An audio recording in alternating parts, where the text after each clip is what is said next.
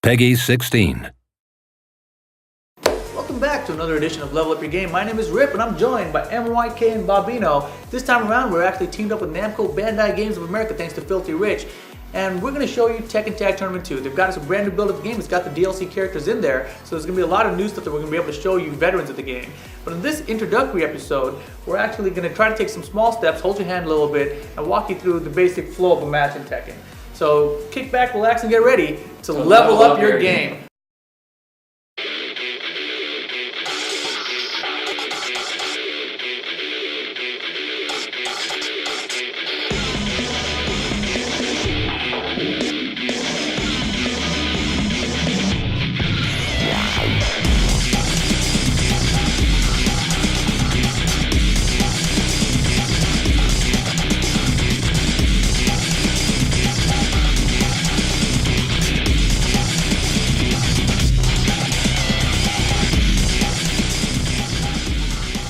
So the first thing we're going to talk about is Tekken notations.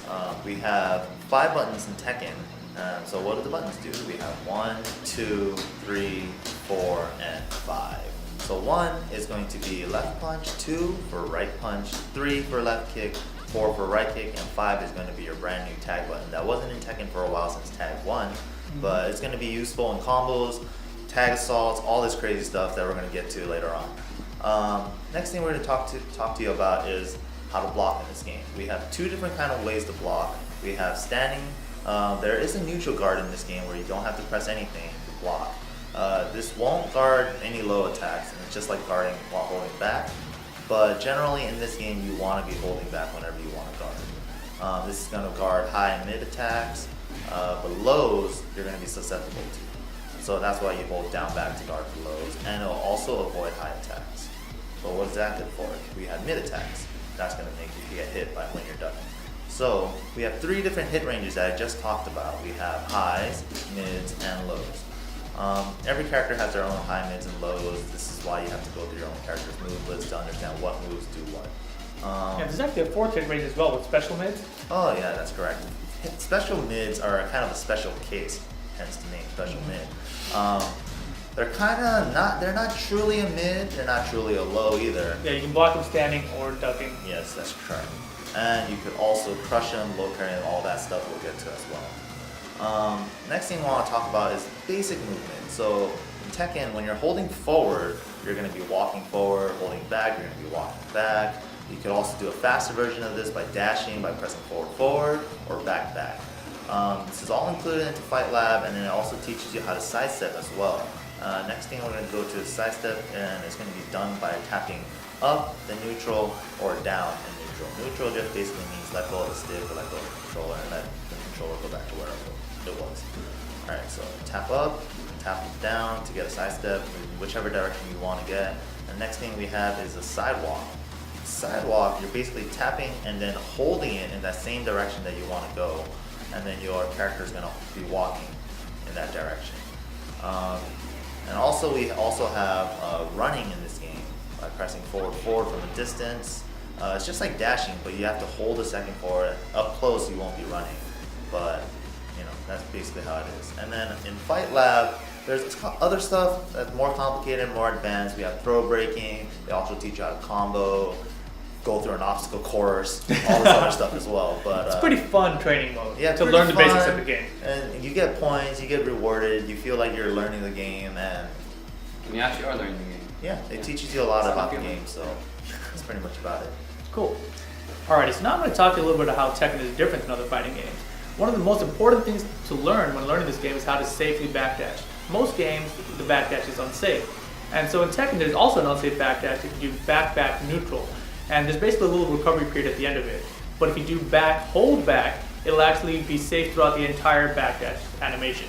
So Bob, go ahead and do a back neutral, and we'll show Mike hitting you with Angel. So as you can see, that backdash is basically punishable because he's not holding back on the second tap.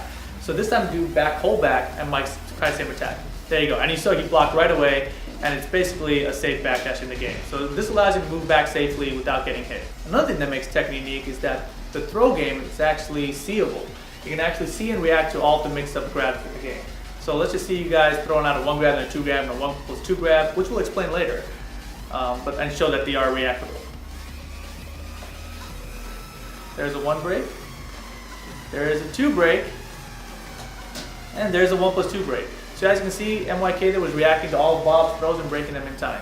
Unlike other fighting games that have meter management, there really isn't a meter in Tekken. However, there is basically something you can control, which is the rage and netsu system. So we're going to talk about this later in later episodes, but if you tag assault someone, you're basically going to give them rage. So let's show them an example of that. And tag assault is when you just start a combat, your tag teammate comes in, and on the first hit you saw that life bar start flashing, practice mode took it off, but basically showing that they had rage mode on for that time. So rage mode is kind of the meter management of this game, managing the rage mode and the tag crash. So going on, there's also no guard damage in this game. So if you're a big turtle, since throws are seeable and reactable, you can just sit there and block all day. Quick lows are kind of what's harder to see in Tekken, and basically what you're going to get hit by if you're just standing and blocking. If you're crouching and blocking, you're going to get caught by a lot of launching mids maybe. So crouching in this game is generally a bad idea. Unlike other 2D games where you crouch block and most hits are not overheads, in this game crouching and blocking is generally a bad idea. Yeah. You want to be standing and blocking most of the time. Exactly. Now when people watch Tekken matches, they don't really understand what's going on. And basically it's because there's not really any special moves going on. You don't really see that level. No obvious obstacle you have to get over. Yeah, exactly. Like so generally what happens is you see people getting hit and then something happens afterwards. And the way this works is when somebody gets hit by someone else, the person who attacked them is at an advantage. And the defensive player's option to either block the next attack or to sidestep or backdash out of the way. So here we're going to show MYK is going to do some jabs. He's going to hit Bob's Michelle, and then Bob's going to try and retaliate with the jab, but you see he gets launched there by MYK twin pistons because MYK had advantage. Now Bob's option, instead of just attacking right away, could be to just block, and he could block that option, or he could just sidestep like that. So as you can see, we saw him sidestep and now we saw him block as well. So this is kind of a little mind game that goes on in Tekken whenever somebody gets hit. So every single time there's impact, this is what the mind of the players are going through. do I move, do I block, or do